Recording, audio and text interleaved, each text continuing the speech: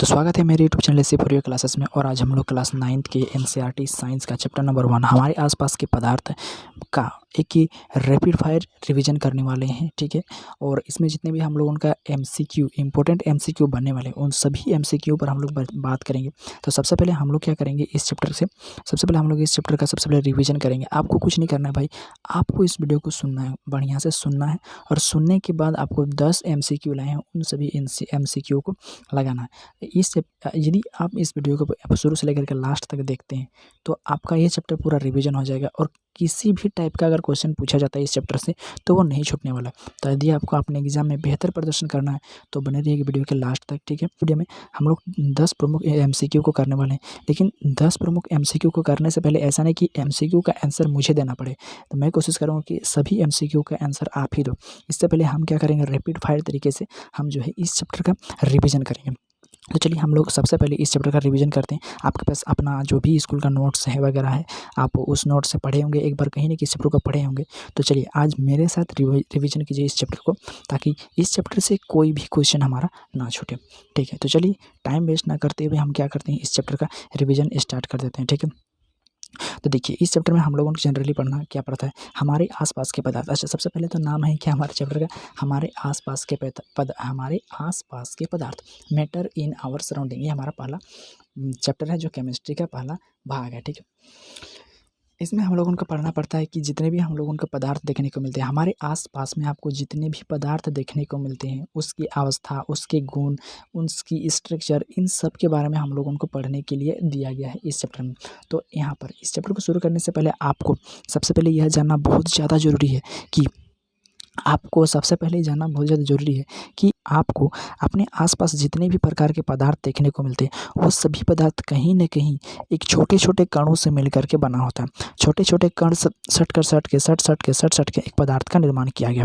जैसे कि अगर हम लोग एक पत्थर की बात करें तो एक पत्थर भी क्या होता है, छोटे छोटे पत्थर सब, बहुत सारा छोटा छोटा पत्थर सब मिल के क्या हुआ, एक बड़ा पत्थर का निर्माण किया है। हम अगर बात करें कॉपी की, तो कॉपी भी क्या हुआ कि छोटे छोटे कणों से मिलकर के बना हुआ है। मतलब छोटे छोटे कण सब, यानी कि कॉपी का जो भी सबसे छोटा कण होता है वो कण सब सट के क्या एक कॉपी का निर्माण हुआ है। ठीक है, अगर हम लोग पानी की बात करेंगे तो पानी भी, यानी कि जल भी जो है उसमें भी छोटे छोटे कण रहते हैं और वही कण सब सट के क्या बना है भाई, तो वो सभी सट के जल बनाए। तो कहने का मतलब यही है कि हमको अपने आसपास, मैटर इन आवर सराउंडिंग, जितने भी प्रकार के पदार्थ देखने को मिलते हैं वो सभी पदार्थ कहीं न कहीं एक सबसे छोटे कणों से मिलकर के ही बना होता है। मतलब हम कह सकते हैं कि जो भी पदार्थ है वो कणों से मिलकर के बना होता है। पहली बात तो आपको ये याद रखना पड़ता है। ठीक है, दूसरी बात हमको ये जानने के लिए कहा गया है कि जो भी हमारे ये जो पदार्थ सब होते हैं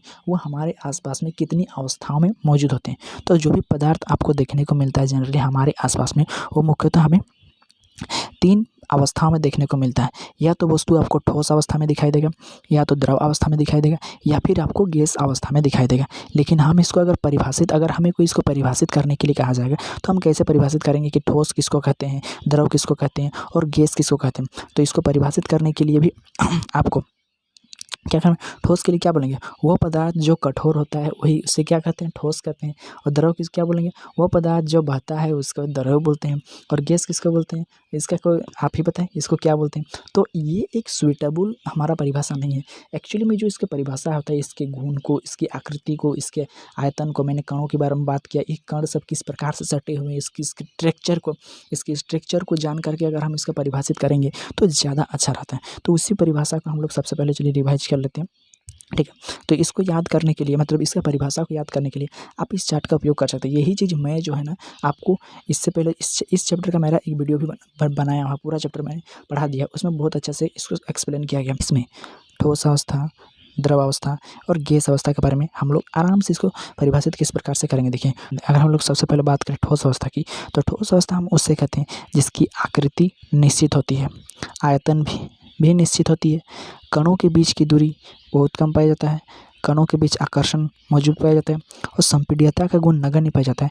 तो पदार्थ की यही अवस्था को हम लोग क्या कहते हैं, ठोस अवस्था कहते हैं। पदार्थ की यही अवस्था को क्या कहते हैं, ठोस अवस्था कहते हैं। परिभाषा करने के लिए कहेगा तो आप बोल सकते हैं कि पदार्थ की वैसी अवस्था जिसकी आकृति निश्चित, आयतन निश्चित, कणों के बीच की दूरी बहुत कम, कणों के बीच लगने वाला आकर्षण बल बहुत मजबूत और संपीड्यता का गुण सबसे नगण्य पाया जाता है। तो पदार्थ की इसी अवस्था को हम लोग क्या कहते हैं, ठोस अवस्था कहते हैं। अब हम लोग समझते हैं कहते हैं, लेकिन सबसे पहले हमें ये समझना पड़ेगा कि यहाँ पर आकृति, आयतन, कणों के बीच की दूरी, कणों का आकर्षण बल और संपीड्यता क्या है, संपीड्यता क्या है कि नहीं। तो चलिए सबसे पहले हम लोग इन्हीं, तो ये जो 5 गुण है इसके, मैंने कहा ये जो है ना, ये 5 गुण है, पदार्थ के 5 गुण होते हैं, आकृति, आयतन, कणों के बीच की दूरी, कणों के बीच आकर्षण और संपीड्यता।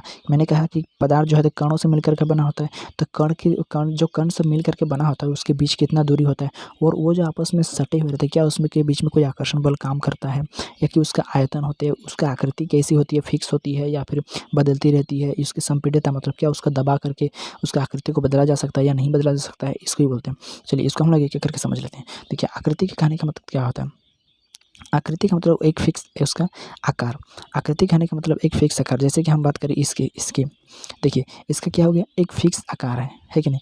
तो इसकी आकृति जो है एक फिक्स होती है, आकृति मतलब वैसा कुछ ज़्यादा है नहीं, आप समझ गए होंगे। आकृति मतलब उसका एक क्या होता है, आकार होता है। आयतन कहने का मतलब देखिए क्या होता है, दूसरा हम लोग समझते हैं क्या आयतन कहने का मतलब, आयतन कहने का मतलब होता है कि अगर हम उस वस्तु को कहीं पर रख रहे हैं तो क्या वो कोई जगह घेर रहा है कि नहीं घेर रहा है। तो अगर हम इसको कहीं पर रखेंगे तो क्या यह यहाँ से यहाँ तक का जगह को घेर रहा है कि नहीं घेर रहा है, मतलब जो जगह घेरता है उसी गुण को ही हम लोग आयतन कहते हैं, ठीक है।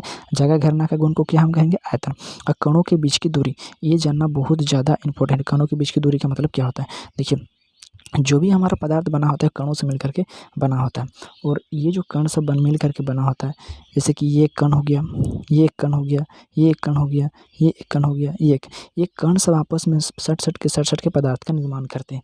तो इन्हीं कणों के बीच की जो दूरी है वो जब ठोस अवस्था जो रहती है उसमें बहुत, देखिए ठोस अवस्था में देखिए क्या है, कणों के बीच की दूरी क्या है, बहुत कम पाया जाता है। इसमें देखिए कणों के बीच की दूरी देखिए थोड़ा सा दूर पाया जाता है, लेकिन इसमें देखिए कणों के बीच की दूरी कितना दूर है, गैस में देखिए। तो यही है कणों के बीच की दूरी। आखिर ये कणों के बीच की जो दूरियां हैं वो किस कारण से, किसी में बहुत सामने है, किसी में बहुत ज़्यादा दूर है, किसी में थोड़ा मध्यम दूरी में है, ऐसा क्यों। तो देखिए, तो ये जो कणों के बीच की दूरियां हैं किसी में बहुत कम है देखिए, किसी में मध्यम है और किसी में बहुत ज़्यादा। क्यों है, क्योंकि इसका मतलब यही होता है कि कणों के बीच में ना कोई आकर्षण बल है जो एक दूसरे को अपनी ओर खींच करके रखता है कि नहीं। ये कण सबको एक दूसरे की ओर कोई एक बल है जो वो बल क्या करता है, एक दूसरे को आपस में खींच करके रखता है। तो ठोस अवस्था में जो है आकर्षण का बल जो है ना वो बहुत ज़्यादा रहता है। कण सब अपने आप को बहुत मजबूती से एक दूसरे को खींचे हुए रहते हैं, छोड़ने का प्रयास ही नहीं करते, छोड़ते ही नहीं हैं। इसीलिए वो एक दूसरे से सटा हुआ और ठोस और कठोर रूप में पाया जाता है। वैसे द्रव की अगर बात करें तो द्रव अवस्था में जो भी होता है ना उसमें कणों के बीच की दूरियां मध्यम पाई जाती है, इसीलिए वो बहुत ज़्यादा सटे हुए नहीं रहते हैं, मतलब वो अलग आसानी से हो जाते हैं, है कि नहीं। तो द्रव अवस्था में कणों के बीच की दूरी थोड़ा कम, बहुत ज़्यादा दूर में भी नहीं पाया जाता और बहुत ज़्यादा पास में भी नहीं पाया जाता, इसीलिए तो तरल के रूप में पाया जाता है। आप ही सोचिए अगर ये कण क्या होती कि ये कण इतना दूर रहने का पूरा अगर सटा हुआ रहता है तो ये द्रव को भी क्या द्रव बोलते, तो फिर ये द्रव भी मेरा क्या बन जाता, ठोस बन जाता, और क्या हम पानी को पी पाते, नहीं पी पाते। इसलिए द्रव की जो अवस्था होती है उसमें कणों के बीच की जो दूरियां आपको याद रखना पड़ेगा कि उसमें मध्यम होती है, क्योंकि इसमें आकर्षण का बल, इसमें जो कणों के बीच के आकर्षण का बल है वो मध्यम पाई जाती है। लेकिन अगर गैस की बात किया जाए, गैस में देखो कणों के बीच दूरियां बहुत ज़्यादा दूर है। इसका क्या मतलब हो सकता है, मतलब ये जो कणों के बीच की जो आकर्षण बल है, ये जो आकर्षण बल है एक दूसरे को अपनी ओर खींचने का बल है वो बहुत कम पाया जाएगा, कम नहीं के बराबर। मतलब ये दूसरा तरफ भागने खोजेगा, ये दूसरा तरफ भागने, इसमें आकर्षण का गुण पाया ही नहीं जाता है। इसीलिए जब भी हम लोग कोई गैस को हवा में छोड़ देते हैं, बैलून जो गुब्बारा जो आप लोग भरते हैं उस वो वाला गुब्बारे में जो भी हम लोग गैस भरते हैं, जैसे थोड़ा सा हवा छूटा कि नहीं छूटा, वहाँ से सारा हवा फुर्र करके निकल जाता है। क्यों, क्योंकि कणों के बीच में कोई आकर्षण बल है ही नहीं, इसीलिए जैसे ही हम वहाँ से रास्ता मिल गया निकलने का, भाग गया, क्योंकि कणों के बीच उसमें आकर्षण बल बहुत कम पाया जाता है। आपको याद रखना पड़ेगा कि ठोस में कणों के बीच आकर्षण बल बहुत मजबूत पाया जाता है, इसीलिए कणों के बीच की जो दूरियाँ होती है वो बहुत कम पाया जाता है। द्रव में कणों के बीच की जो द्रव में आकर्षण बल मध्यम पाया जाता है, मतलब कम पाया जाता है, इसीलिए क्या बोलेंगे हम लोग, इसमें कणों के बीच की दूरियां भी मध्यम पाई जाता है। गैस में अगर बात किया जाए, मैंने गैस में बताया कि कणों के बीच की दूरियां बहुत ज़्यादा है, इसका एक ही मतलब होता है कि इसमें आकर्षण बल क्या होता है, वो कम पाया जाता है। तो आपको समझ में आ गया ठोस अवस्था, द्रव अवस्था और गैस अवस्था में कण का किस प्रकार से रोल रहता है, किसी को ठोस बनाने में, किसी को द्रव बनाने में और किसी को गैस बनाने में। और आकृति और आयतन आपको तो समझ में आ गया। आकृति मतलब होता है एक फिक्स उसका जो शेप होता है, साइज होता है, और आयतन मतलब होता है उसको कहीं पर अगर रख रहे हैं, उसको कहीं अगर हम लोग रख रहे हैं तो वो उसको जगह घेरता है कि नहीं घेरता है, उसको बोलते हैं। और कणों के बीच की दूरी समझ गए, कणों के बीच के आकर्षण बल समझ गए। अब हम लोग समझते हैं संपीड्यता। संपीड्यता का मतलब क्या होता है, देखिए संपीड्यता का मतलब होता है कि किसी वस्तु को दबा करके, कोई भी वस्तु है इसको आप अगर इधर से दबा रहे हैं, इधर से दबा रहे हैं और इसका शेप अगर चेंज हो जा रहा है तो उसको संपीड्यता का गुण बोलते हैं। तो ठोस में जो होता है ना, ये ठोस में ये संपीड्यता का गुण, इस ठोस में संपीड्यता का गुण जो है ना वो बहुत कम पाया जाता है, बहुत कम। कैसे, आप दोनों हाथ में किसी पत्थर को पकड़िए और दोनों हाथ पूरा जोर से दबाने का प्रयास कीजिए, क्या वो दबेगा? नहीं दबेगा। इसका मतलब क्या, संपीड्यता का गुण इसमें कम पाया जाता है। जैसे पानी में आप किसी बीकर में पानी ले लीजिए, अब उसको इतना दूर तक पानी से भर दीजिए, उसके बाद आप क्या कीजिए कि एक यहाँ से जो ये रहता है पिस्टन रहता है कि सुई का जो खींचने वाला भाग जैसा रहता है ना, अब इसको पूरा जोर से दबाइए उधर से, तो आप देखिएगा पानी का स्तर जो यहाँ तक था अभी यहाँ तक आ जाएगा। इसका मतलब हम लोग कह सकते हैं कि इसमें संपीड्यता का गुण भी क्या पाया जाता है, कम पाया जाता है, लेकिन बहुत ज़्यादा नहीं पाया जाता। लेकिन अगर गैस में की अगर बात किया जाता है, गैस की बहुत ज़्यादा इंपॉर्टेंट है, याद रखिएगा गैस की। तो गैस में संपीड्यता का गुण जो है वो बहुत ज़्यादा पाया जाता है, बहुत ज़्यादा पाया जाता है। कैसे बोलिएगा, आप उस सिलेंडर के बारे में, आपको वो सिलेंडर जो हमारे एनसीईआरटी में कहा गया है उस सिलेंडर के बारे में आपको पता ही होगा, जिसमें मेले में एक जो है बैलून बेचने वाला एक सिलेंडर रखता है और उसमें पता नहीं बहुत सारा बैलून में वो हवा भर देता है। आखिर उतना सारा गैस को एक ही सिलेंडर में किस प्रकार से उसको रखा गया, किस प्रकार से रखा है, मतलब उसको जो है दबा करके बहुत छोटा रूप में उसको रखने का गुण उसमें पाया जाता है, रखा जा सकता है। तभी तो उसको बहुत ज़्यादा गैसों को एक छोटे से जो है सिलेंडर में उसको दबा करके रखता है। देखिएगा हम लोगों जो घरों में जो रसोई में यूज करते हैं, जो भी हमारा गैस होता है उसके अंदर गैस पाया जाता है, वही गैस को निकलने दीजिए, पूरा वातावरण को प्रदूषित कर देगा। मतलब उसमें कितना ज़्यादा गैसें रहती है, और वही गैस को सिमट करके जो है ना एक सिलेंडर में हम लोग क्या करते रखते हैं, एक सिलेंडर में हम लोग उसको भर करके रख देते हैं। इसका एक ही मतलब होता है कि इसमें संपीड्यता का गुण बहुत ज़्यादा पाया जाता है, जिसको दबा करके संपीड़ित करके क्या करते हैं, इसको एक जगह पर रख सकते हैं। इसीलिए तो इसको कहा जाता है, जो सीएनजी जो गैस होता है इसी को हम लोग बोलते हैं क्या, संपीड़ित प्राकृतिक गैस। मतलब इसको कंप्रेस करके, संपीड़ित करके दबा करके रख सकते हैं। तो गैसों में संपीड्यता का गुण सबसे ज़्यादा पाया जाता है, ठोस में संपीड्यता का गुण नहीं के बराबर पाया जाता है, और द्रव में इसमें माध्यम ही पाया जाता है। तो आपको पदार्थ के ये 5 गुण समझ में आ गया। पदार्थ के ये 5 गुण बहुत ज़्यादा इंपॉर्टेंट है, आपको याद रखना है, ठीक है। ये 5 गुण, आयतन, कणों के बीच की दूरी, कणों के बीच आकर्षण, संपीड्यता। तो अब परिभाषा आप आराम से करना चाहिए। देखिए ठोस अवस्था किसको बोलते हैं, अब अगर आपको बोलेगा ठोस अवस्था किसको बोलते हैं, तो हम लोग बोल सकते हैं पदार्थ की वैसी अवस्था जिसकी आकृति निश्चित, आयतन निश्चित, कणों के बीच की दूरी बहुत कम, कणों के बीच का आकर्षण बल बहुत मजबूत, और संपीड्यता नगण्य पाया जाता है। तो पदार्थ की यही अवस्था को क्या बोलते हैं, ठोस अवस्था बोलते हैं। हो गया। अब उसके बाद हम लोग क्या, अगर द्रव अवस्था के बारे में बोलेगा तो बोलेंगे आकृति निश्चित, आयतन निश्चित, कणों के बीच की दूरी मध्यम, कणों के बीच का आकर्षण बल कमजोर, और संपीड्यता का गुण ये थोड़ा पाया जाता है। तो हम लोग क्या बोलेंगे, पदार्थ की इसी अवस्था को द्रव अवस्था बोलेंगे। हाँ, लेकिन आपको ये चार्ट याद रखना पड़ेगा, ठीक है। अच्छा, यहाँ पर एक चीज़ आपको यहाँ पर डाउट रहा होगा कि पदार्थ की आकृति किसी में निश्चित है, किसी में अनिश्चित है, आयतन में किसी में निश्चित है और किसी में देखिए अनिश्चित है। इसका क्या मतलब हो सकता है, निश्चित का मतलब फिक्स रहना होता है और अनिश्चित का मतलब बदलते रहना होता है। आकृति देखिए, ठोस का आकृति जो है फिक्स रहता है, ये आपको तो नो डाउट। द्रव का आकृति निश्चित नहीं रहता है, इसकी अनिश्चित रहता है। कहने का मतलब क्या है, देखिए अगर हम लोग किसी गिलास में द्रव पानी को लेंगे ना, तो वह पानी इस गिलास का रूप ले लेगा, और वही उतना ही पानी को अगर हम एक थाली में ले लेंगे ना, अगर हम एक थाली में ले लेंगे तो वो पानी इस थाली का रूप ले लेगा। मतलब उसकी आकृति क्या निश्चित है, क्या नहीं है। गैस का भी उसी प्रकार से, गैस को जिसमें रखेंगे वो उसी का रूप ले लेगा, इसीलिए उसकी आकृति जो है ना अनिश्चित होती है। तो आप ये आगे क्वेश्चन पूछेगा कि आकृति किसकी निश्चित होती है, अनिश्चित होती है। ठोस की निश्चित होती है क्योंकि आकृति नहीं बदलती है, द्रव की बदलती है क्योंकि जिस माध्यम में रखेंगे उसको वही आकृति उसमें उसी आकृति का बन जाता है। गैस में भी सेम वही है। आयतन भी रखने का जगह, तो इसको किसी में भी रखें, ये जितना जगह यहाँ पर घेरा है इसको अगर यहाँ पर भी रखेंगे तो भी वो उतना ही जगह घेरेगा, है कि नहीं, इसलिए निश्चित।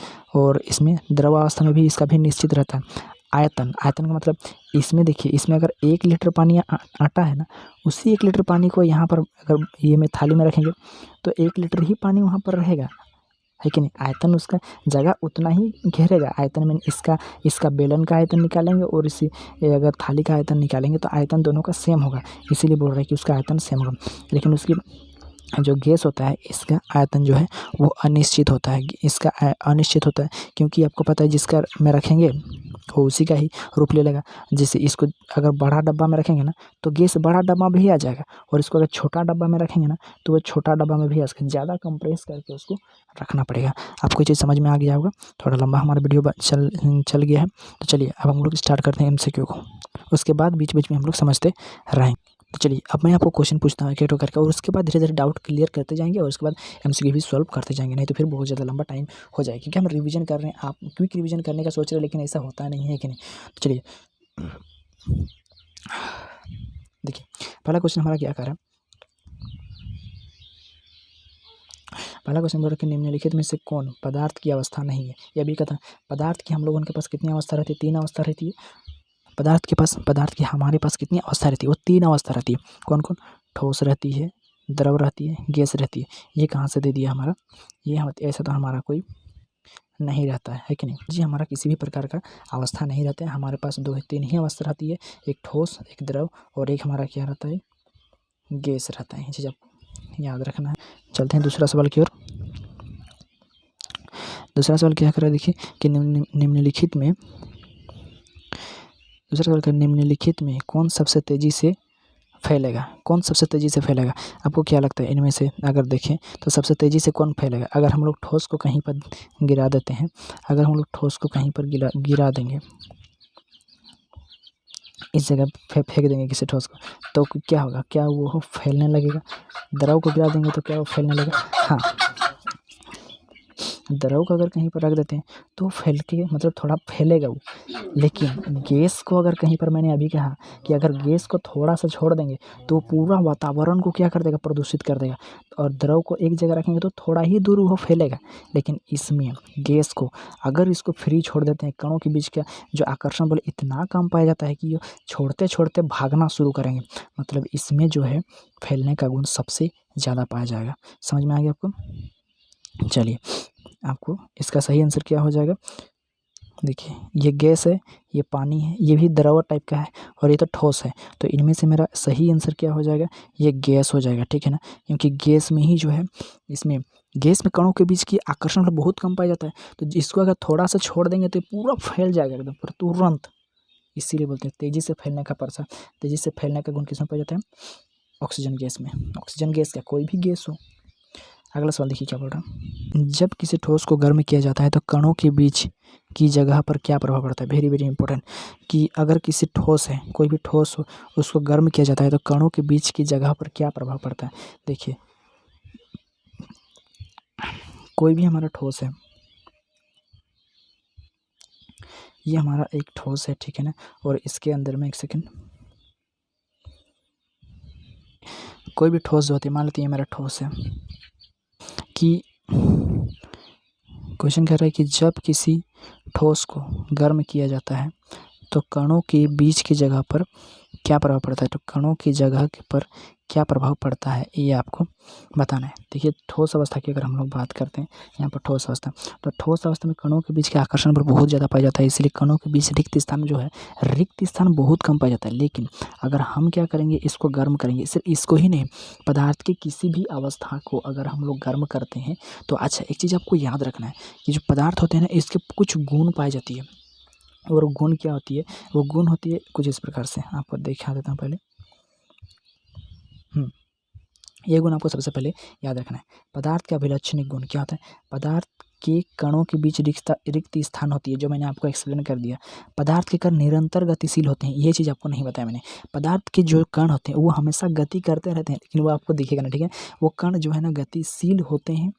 पदार्थ एक दूसरे को आकर्षित करते हैं, जिसको आकर्षण बल कहते हैं, ये मैंने बता दिया आपको, और बाकी कुछ भी बता दिया। तो ये चीज़ आपको समझना सबसे पहले अभी, कि पदार्थ के कण निरंतर गतिशील होते हैं। तो इस गतिशील कण में अगर हम लोग क्या करेंगे, इस गतिशील कण में अगर हम लोग, जैसे कि ये हो गया ठोस, इसको हम क्या करेंगे, गर्म करेंगे, आग जलाएंगे यहाँ पर, इसको गर्म करेंगे, इसको गर्म करेंगे, तो पता है क्या होगा, तो गर्म करने से जो है ना उष्मा, उस हीट जो है, इसके जो रिक्त स्थान बचे हैं ना, इन सभी रिक्त स्थानों में चले जाएंगे, इन सभी रिक्त स्थानों में इसका उष्मा चले जाएंगे। और क्या करेंगे, और क्या करेगा कि वैसे तो इसमें थोड़ा बहुत इसका जो है गतिशील का गुण पाया जाता है, इस उष्मा के आ जाने से इन लोगों के बीच में आकर्षण बल थोड़ा सा कम हो जाता है, और थोड़ा सा ये लोग और नाचने लगते हैं।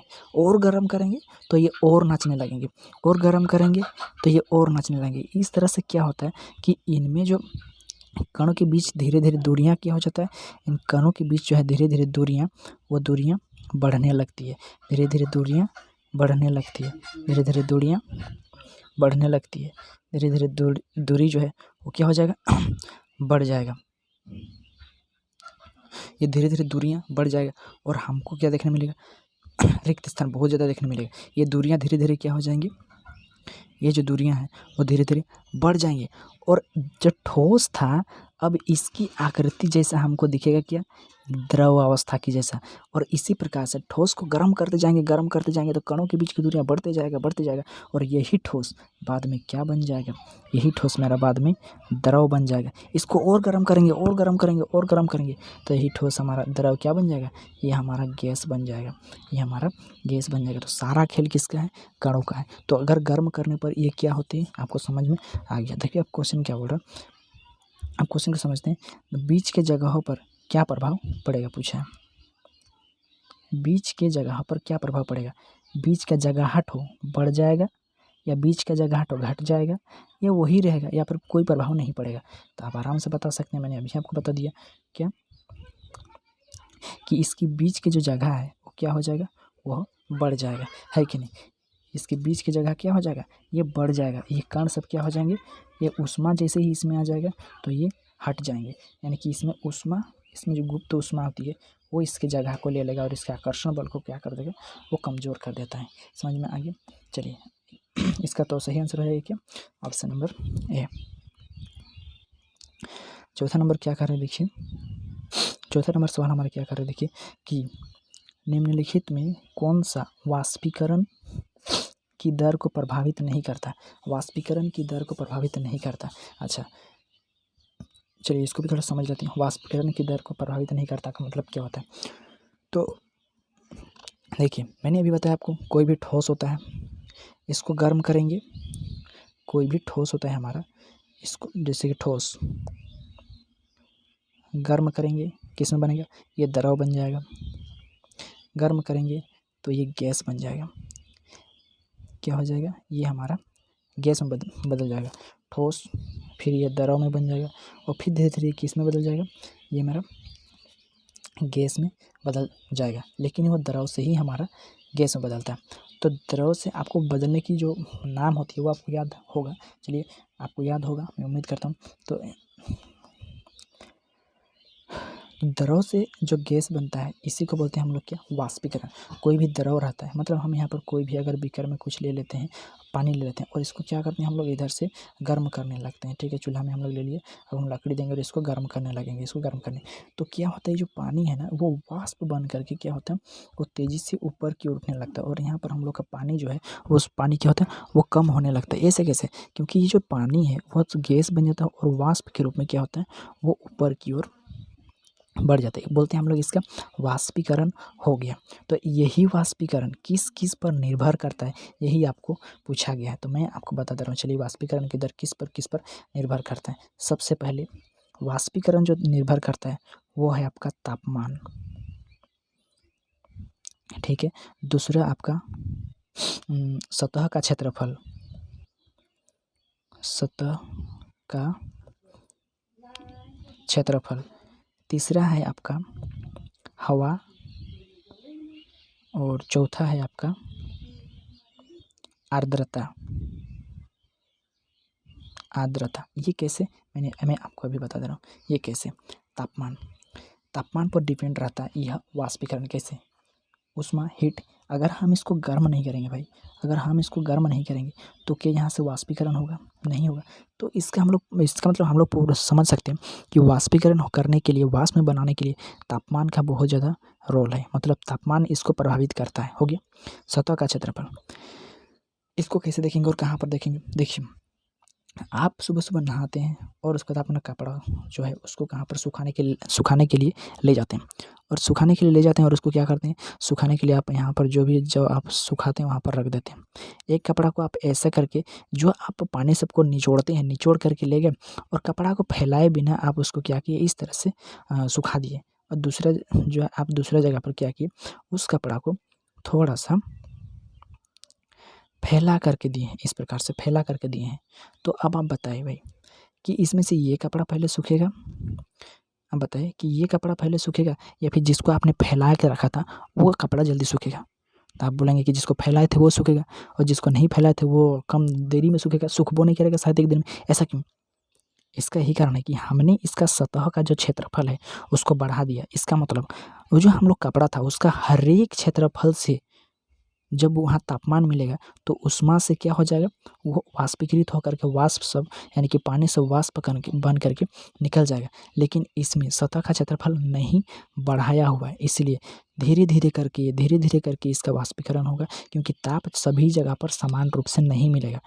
इसीलिए सतह का क्षेत्रफल पर यह बहुत ज़्यादा डिपेंड करता है।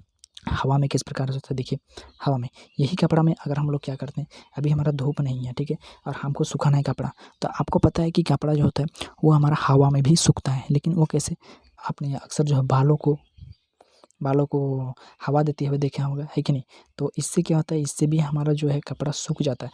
इसका मतलब हम बोल सकते हैं कि हवा भी जो है इसको वाष्पीकरण की दर को प्रभावित करता है। और आर्द्रता ये आर्द्रता बहुत ज़्यादा इंपॉर्टेंट है। आर्द्रता का मतलब होता है वायुमंडल में उपस्थित जल की सूक्ष्म बूंदें। हमारे वायुमंडल में जल के बहुत सारे सूक्ष्म बूंदें जो हम लोगों को दिखाई नहीं देते। आपने इसको महसूस किया होगा जब आप क्लास में कोई प्लास्टिक के बोतल में पानी ले गया होगा ठंड के दिनों में, और देखे होंगे कि पानी में छेदा रहता भी नहीं है, फिर भी पानी के बाहर सब में पानी अपने आप जमा हो जाता है इधर। वो कैसे होता है आपको पता है? आपको कमेंट बॉक्स में बताना। तो वो आर्द्रता रहता है। ये जो आर्द्रता है, अगर हम कोई कपड़ा को सुखाने के लिए गए हैं, चलिए ये कपड़ा हम सुखाने के लिए यहाँ पर गए हैं, यहाँ पर ठीक है, यहाँ सुखा रहे हैं हम इस कपड़ा को, और इधर में मेरा पहले से ही बहुत ज़्यादा आर्द्रता है। आर्द्रता मतलब जल की सूक्ष्म बूंदें बहुत सारा है। तो क्या यहाँ से जल की जो बूंद है वो वाष्प बन करके ऊपर उठेगा क्या? नहीं उठेगा। और आर्द्रता अगर कम हो तो, नहीं हो तो क्या होगा, तब हमारा वाष्प बन कर उड़ जाएगा। तो इसका मतलब है जैसे ही अगर हम लोग आर्द्रता में सुखाने का प्रयास करेंगे तो नहीं सूखेगा, लेकिन जैसे यहाँ पर हवा देगा, हवा इसी आर्द्रता में अगर हवा देगा तो क्या करेगा, ये जो हमारा यहाँ वायुमंडल में जितने जो हमारा ये है आर्द्रता है उसको उड़ा के ले जाएगा। और क्या करेगा, यहाँ पर जो जल की सूक्ष्म बूंदें हैं, यहाँ की जो जल की सूक्ष्म बूंदें इसको भी निकालेगा कौन, हवा। तो आर्द्रता और हवा ये भी पदार्थ की जो हमारा वाष्पीकरण की दर है इसको प्रभावित करता है, आपको याद रखना है। तो वाष्पीकरण को प्रभावित करने वाले कितने कारक हैं, तो पहला हो गया आपका तापमान, सतह का क्षेत्रफल, हवा और ये आर्द्रता, याद रहेगा। चलिए अब इसका क्वेश्चन के आंसर का सही जवाब मेरा क्या हो जाएगा, वाष्पीकरण की दर को प्रभावित नहीं करता, तापमान भाई करता है, ह्यूमिडिटी मतलब आर्द्रता ये भी करता है, सतह का क्षेत्रफल मैंने अभी बताया, रंग से कोई खिलवाड़ नहीं किया। वैसे हम लोग इसको चुटकियों में आंसर का जवाब दे सकते थे, लेकिन इसके पीछे का रीजन को समझना बहुत ज़्यादा ज़रूरी है कि नहीं। चलिए अगला सवाल हम लोग का क्या कहता है, देखिए क्या बोला, किस गुण के कारण, अगला सवाल देखिए क्या करें हम लोग उनका, कि किस गुण के कारण द्रव की बूंदें बनती है। द्रव की बूंदें किस गुण के कारण बनती है, श्यानता का गुण, घनत्व का गुण, पृष्ठ तनाव का गुण या प्रसार का गुण। देखिए द्रव जो बनता है ना, वो द्रव में एक विशेष प्रकार का गुण पाया जाता है जिसको आप लोग बोलते हैं पृष्ठ तनाव, सरफेस टेंशन, पृष्ठ तनाव। ये गुण आपको याद रखना है। ये गुण एक ऐसा गुण होता है, हम लोग देखे हैं कि पानी के बहुत सारे जो मतलब पदार्थ की बहुत सारी अवस्था में देखा गया है कि जो पृष्ठ तनाव का गुण होता है वो गोल रूप में ज़्यादा पाया जाता है। आपको मतलब इसमें भी पृष्ठ तनाव का गुण है। पृष्ठ तनाव का मतलब होता है इसके पृष्ठ पर लगने वाला बल, तनाव बल, सब तरफ से लगेगा बल, इसी को बोलते हैं पृष्ठ तनाव।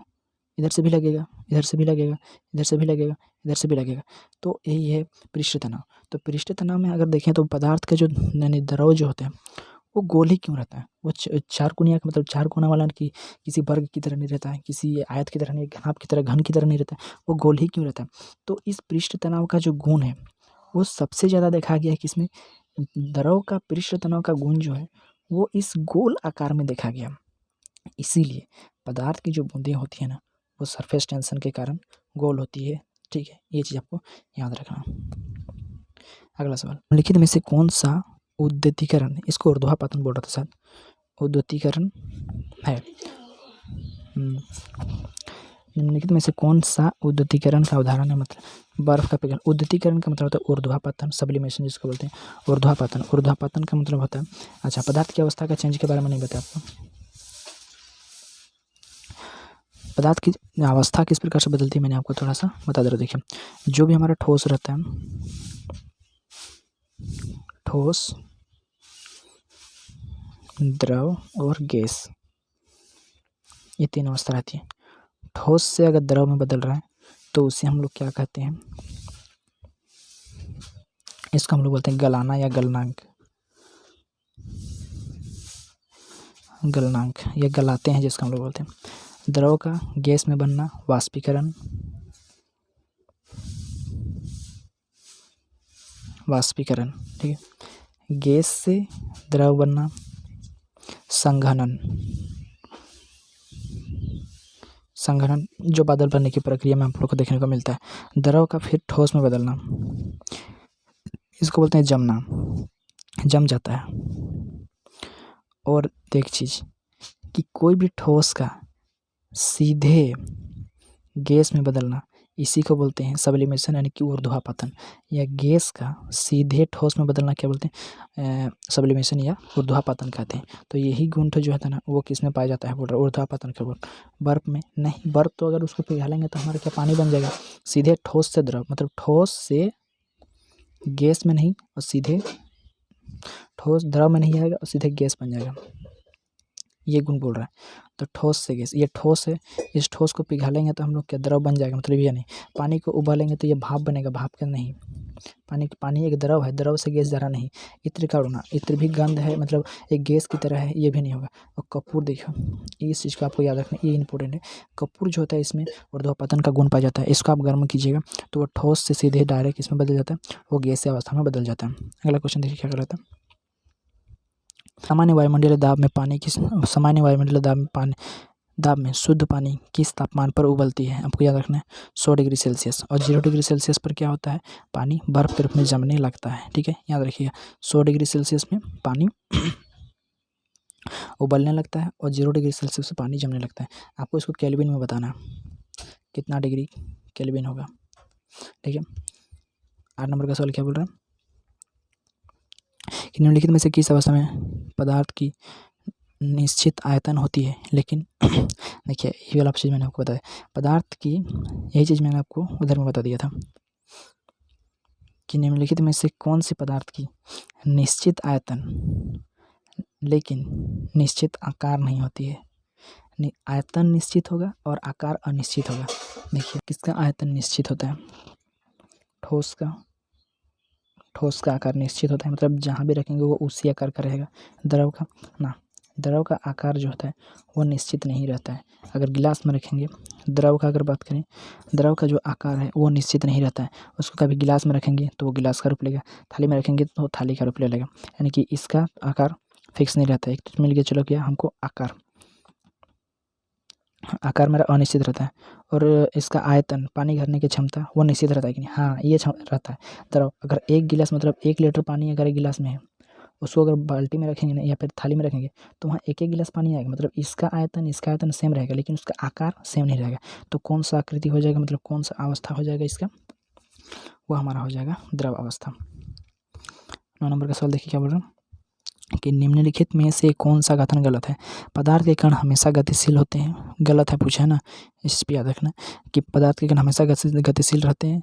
पदार्थ के कणों के बीच रिक्त स्थान होती है, पदार्थ के कणों के बीच स्थान होती है, या पदार्थ के कण एक दूसरे को आकर्षित नहीं करते हैं। ठीक है, यहाँ पर क्या कहा गया है, पदार्थ के कण एक दूसरे को आकर्षित नहीं करते हैं, पदार्थ के कण बहुत छोटे होते हैं। आपको बताना है कि यहाँ पर कौन सा गलत होगा। तो मैंने आपको बहुत अच्छे तरीके से बता दिया कि पदार्थ के कण हमेशा गतिशील होते हैं भाई, ठीक है। तभी उसको गर्म करेंगे तो उष्मा उसके अंदर चला जाएगा और वो फिर फैलने लगता है और अपनी अवस्था को ये लोग बदलते हैं। पदार्थ के बीच कणों बीच खाली स्थान पाया जाता है, वो तो पाया ही जाता है। पदार्थ के कण एक दूसरे को आकर्षित नहीं करते हैं क्या? नहीं, पदार्थ के कण एक दूसरे को आकर्षित करते हैं, लेकिन आकर्षण का गुण किसी में ज़्यादा पाया जाता है तो किसी में कम पाया जाता है, किसी में मध्यम पाया जाता है। और पदार्थ के कण बहुत छोटे होते हैं क्या? हाँ, पदार्थ के कण बहुत छोटे होते हैं, मैंने आपको बताया। और उन्हीं छोटे छोटे कणों से मिल करके पूरा पदार्थ आपको बना हुआ रहता है। ठीक है, तो इसका सही आंसर हो जाएगा ऑप्शन नंबर सी। 10 नंबर में क्या बोल रहा है कि निम्नलिखित में से कौन सी स्थिति वाष्पीकरण की दर को बढ़ा देता है? इसका आंसर आप खुद देंगे। तापमान घटाएंगे होने से वाष्पीकरण बढ़ेगा क्या? आर्द्रता को बढ़ाएंगे, नमी को आसपास में बढ़ा देंगे तो क्या वाष्पीकरण बढ़ जाएगा? या पवन की गति को बढ़ाएंगे या सतह का क्षेत्रफल को घटाएंगे? कौन बढ़ा देगा? आंसर बताना है कमेंट में, कमेंट बॉक्स में, क्योंकि मैंने आपको ये चीज़ बता दिया था। ठीक है, तो वीडियो अगर पसंद आया, अच्छा लगा और आपका रिवीजन थोड़ा सा भी हुआ है तो हमारे चैनल को सब्सक्राइब जरूर कीजिए।